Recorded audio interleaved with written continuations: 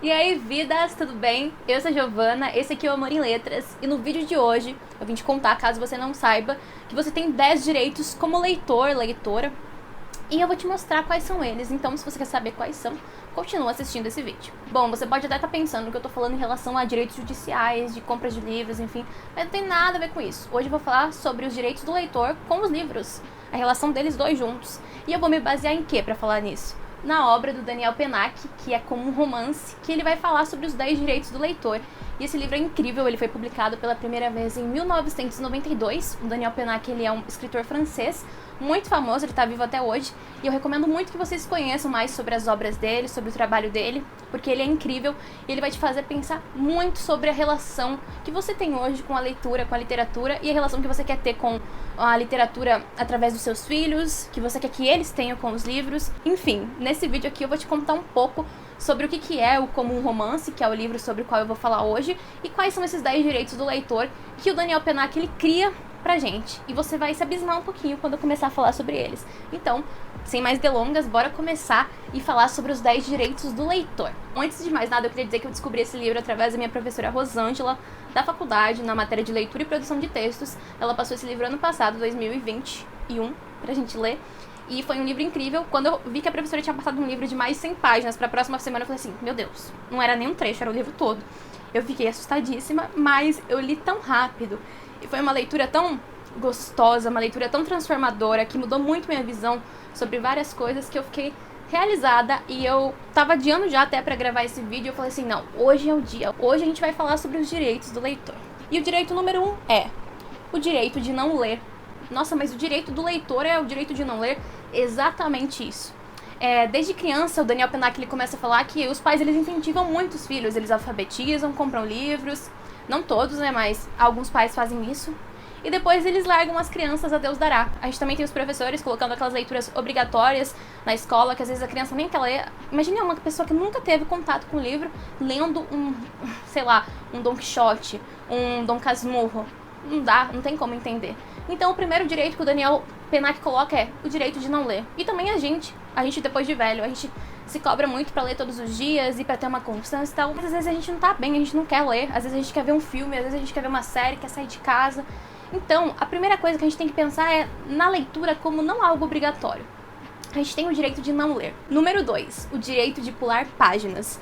É muito polêmico isso, mas eu sei que muita gente faz e não conta pra ninguém. Que é pular a página do livro, ler o final do livro, enfim. A gente vai pulando as páginas, fala assim, nossa, que saco que tá essa descrição de guerra. Eu, por exemplo, quando tem algum livro de fantasia, eu tô saco cheio. Eu faço uma leitura dinâmica ali, eu não costumo pular páginas, não é uma coisa muito normal pra mim, mas eu vejo o fim do livro às vezes. E eu não costumo falar isso pras pessoas, porque é meio que um tabuzinho dentro da comunidade de nós que gostamos de livros, dos bookstans.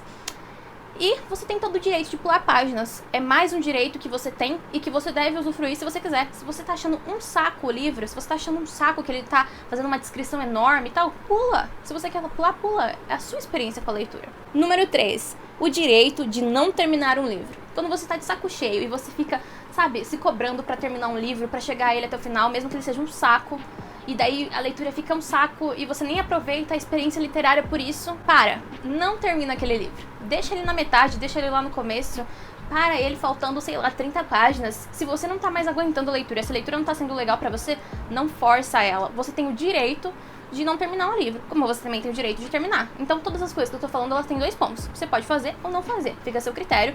Só que você tem que lembrar que não importa o que as pessoas elas colocam como algo certo. Você tem que fazer o que você quiser quando você tá tendo a sua experiência com o livro, porque a sua experiência diz respeito a você como receptor da história e a quem escreveu. E se a sua recepção não tá sendo tão legal, você pode fazer muito bem uma pausa nela ou simplesmente encerrá-la.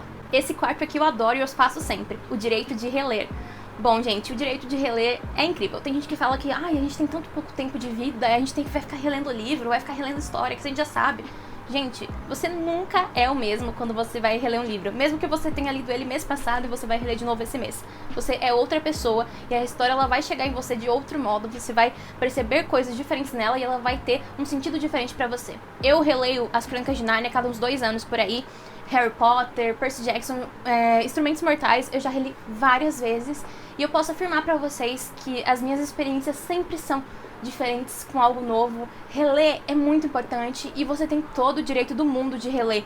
de pegar um livro e ler ele pela quinta, sexta vez, e você vai absorver muito mais a história, tá? E eu lembro muito do Heráclito, que é atribuído ao Heráclito essa frase, essa citação, que não se pode banhar 2 vezes no mesmo rio, algo assim, porque o rio já não vai ser o mesmo e nem você que está entrando. A gente vive em constante metamorfose, constante mudança. Então, as releituras, por mais que a gente vai ler o mesmo livro, não vai ter mudado nenhuma palavra ali, a gente não é o mesmo e a experiência vai ser totalmente diferente. Os contextos que a nossa vida apresenta, a maneira como a gente está naquele momento, eles vão influenciar muito na nossa releitura, na nossa forma de enxergar o livro. Livros que eu li com 12 anos e que eu reli com 19 foram totalmente diferentes e coisas que eu nem lembrava, sabe? Você começa a ver e você fala assim, nossa, como que eu não tinha reparado nisso antes? Você vê a sua evolução como pessoa, como leitor, e também às vezes você percebe coisas na obra que o autor tinha colocado e você nunca tinha reparado, nunca tinha chamado sua atenção. Então reler é muito legal e é seu direito. Número 5, o direito de ler qualquer coisa. Você pode ler o que você quiser. Esse negócio de que, tem que parar de ler New Adult, tem que parar de ler só romance, tem que parar de ler só fantasia. Não, gente, você pode ler o que você quiser. Você pode ler bula de remédio se for legal pra você. Eu acho importante, quando você tá numa leitura mais madura, você variar os gêneros literários, quando você for crescendo, quando você for se desenvolvendo como leitor, mas isso é um critério seu. Eu acho importante porque eu quero expandir a minha visão sobre as coisas, a minha visão sobre literatura, a minha visão sobre o mundo. Mas você tem o direito de ler o mesmo gênero, o mesmo autor, o que você quiser. Você lê o que você quiser, você pode ler mangá, gibi, o que você quiser. Fica livre. A leitura, ela é tão maravilhosa, a gente limita muito ela. Por isso que os direitos do leitor, eles são tão importantes. Porque a gente limita muito a literatura. Não pode pular página, não pode fazer isso. Você tem que ler só clássico. Não. A leitura, a literatura, ela é muito ampla. As obras literárias, elas são muito incríveis. Elas são muito multilaterais. A gente tem muita coisa. A gente tem sobre tudo, sobre todas as coisas, com vários tipos de autores em todas as épocas. Você tem o direito de escolher o que é melhor pra você naquele momento. O que você quer ler, escolhe o que você quer ler. É seu direito também. E é óbvio que nesse vídeo eu vou falar várias vezes direito. Então se você tá gostando, já deixa seu like, mesmo que eu fale várias vezes a palavra direito. Se inscreve no canal se você não é inscrito ou inscrito. E ativa o sininho das notificações pra você não perder nada que eu posto por aqui. Toda quarta e sábado, 7 horas da noite. E a gente também tem live toda quinta, 7 horas da noite, fazendo sprint de leitura, sorteio e várias coisas. Eu leio com vocês e vocês me contam quais estão sendo suas experiências. Então, bora continuar com o 6º direito. O direito ao bovarismo, que é uma doença textualmente transmissível. Eu adoro que o Daniel Penac ele coloca dessa forma. O bovarismo, pra quem não sabe, é um termo que a gente estuda até na psicologia. A gente não, né? Porque eu não sou estudante de psicologia. Mas que eles estudam até na psicologia, que vem da obra do Gustave Flaubert. Eu nunca sei falar o Gustave Flaubert direito. Que vem da obra dele, escrita pelo Gustave, e que é Madame Bovary, por isso bovarismo. A Emma, que é a protagonista, ela lê vários livros, vários romances durante toda a adolescência dela, durante toda a vida dela. E ela tem uma realidade que ela não tá muito feliz com aquilo. Então ela começa, vamos dizer assim, viver segundo os romances. Ela começa a idealizar todas as coisas. E ela esquece da realidade dela, basicamente. De uma forma bem grosso modo, eu tô explicando. E ela começa a viver como se ela estivesse nos livros. Então esse é o direito ao bovarismo. O direito de você pensar que você tá nos livros, de você fantasiar com as coisas, de você poder libertar a sua mente e pensar do jeito que você quiser, de você poder fantasiar, de você não ter que ficar toda hora tentando associar o livro com a realidade, qual que é a problemática do livro. Leia o livro e se delicie com ele. Deixe a doença textualmente transmissível chegar até você. O bovarismo, ele é muito importante e se você é criança, se você conhece alguma criança, as crianças elas estão muito propícias a entrar no bovarismo, a viajar nas obras literárias, a ter essas divagações. E isso é muito importante, isso é fundamental dentro da literatura para compor o indivíduo. E também é lógico, gente, que você não tem que viver sonhando e se esquecer de viver, como fala o Alvo Dumbledore em Harry Potter. Lembrei disso agora. Mas você tem o direito de divagar, de sonhar, de fantasiar. E acho que isso ajuda a manter a nossa criança interior, porque isso é muito da criança, né? Direito número 7. O direito de ler em qualquer lugar.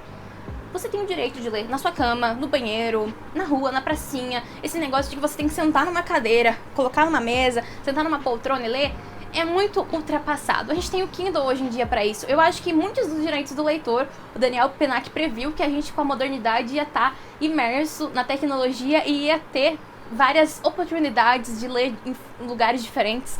Dá pra você ler até tomando banho com o Kindle à prova d'água, né? E tem outros também dispositivos de leitura. É que o Kindle é o mais famoso, né, gente? Mas enfim, hoje em dia a gente tem muito isso. E leia onde você quiser, não fica se prendendo. Eu acho que assim, muita gente gosta de ler em determinados locais, deixa aquele lugar fixo pra ler. Eu, por exemplo, gosto de ler sentadinha na minha cadeira cor-de-rosa ou deitadinha na minha cama com o meu Kindle. Deitadinha assim, sabe? Bem tranquila. Mas tem dias que eu quero ir lá fora ler. Eu quero respirar o ar e ao mesmo tempo ter a experiência com a leitura.